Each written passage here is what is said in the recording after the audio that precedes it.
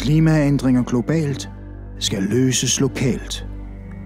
Region Nordjylland og 9 nordjyske kommuner gør ord til handling med energirigtige initiativer.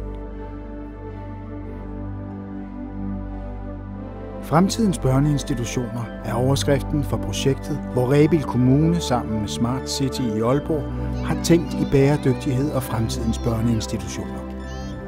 Med energirigtig arkitektur og indretning på brugerens præmisser er grundstenen til fremtidens børneinstitutioner lagt. Bæredygtighed er mere end energibesparelser, reduktion af forbrug og håndtering af affald. Bæredygtighed handler også om indretning, fleksibilitet og trivsel. Trivsel for alle. Børnene, der skal passes, forældre, der dagligt kommer og går, og pædagogerne, hvis arbejdsplads det drejer sig om.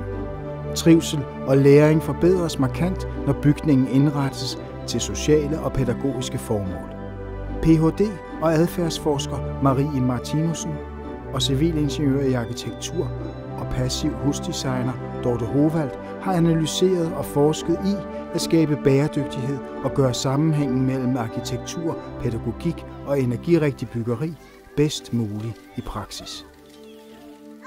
Forskerne forklarer her, hvordan en SFO integreres med en børnehave, fremtidens børneinstitution.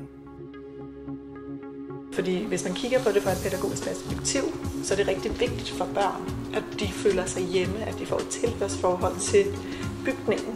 I forhold til casen nede i Bælum har vi arbejdet rigtig meget med fleksibilitet i bygningen. Fremtidens børneinstitution imødekommer behovene for tryghed og udvikling både individuelt og socialt. Bygningen, altså stedsidentiteten, den er faktisk med til at opbygge børnenes identitet.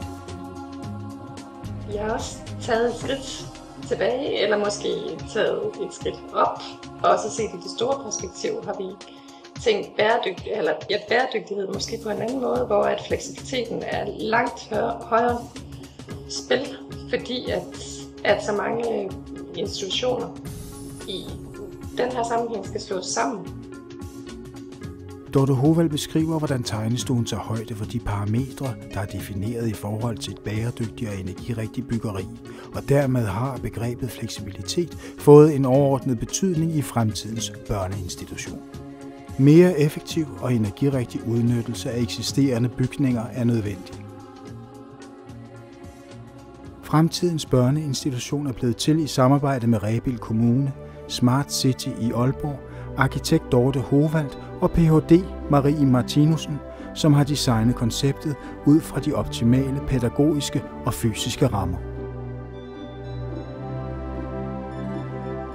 Lokale projekter giver den globale forskel.